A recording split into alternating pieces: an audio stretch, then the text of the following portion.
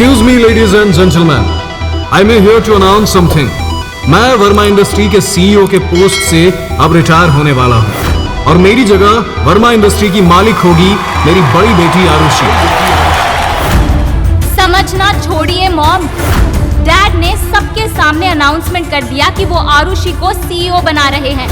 आरुषि और रणवीर की शादी में एक रुकावट आ गई और जब तक रणवीर और आरुषि दूर रहेंगे, आरुषि सीईओ तो छोड़ो, कंपनी की मैनेजर भी नहीं बन पाएगी। आरुषि अपनी और विक्रम की तस्वीरें देख के शॉक्ड हो जाती है। उसे ये समझ नहीं आता है कि विक्रम उसके बेड पर कब आया और ये तस्वीरें उसने कब ली। कार से बाहर निकलो, मुझे तुमसे बात करनी है। क्या है ये, बताओगी? तुम शिमला सेमिनार के लिए गई थी या हनीमून के लिए?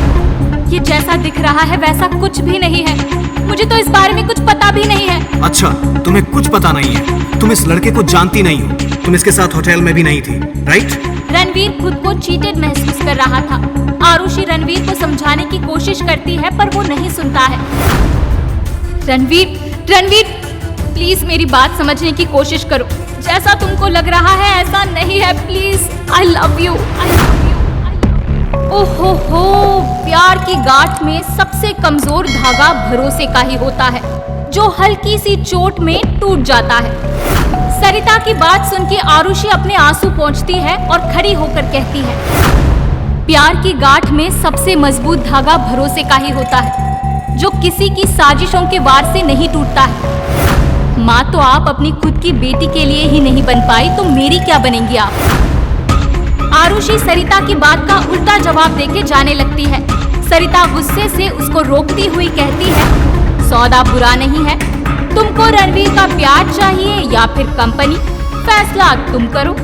मुझे आपके साथ कोई भी सौदा करने की जरूरत नहीं है, मैं कंपनी और रिश्ता दोनों संभाल लूंगी। बेवकूफी मत करो आरुषि, रणवीर की मदद के बिना तुम ये बिजनेस नहीं चला सकती हो, ये तुम खुद भी जानती हो।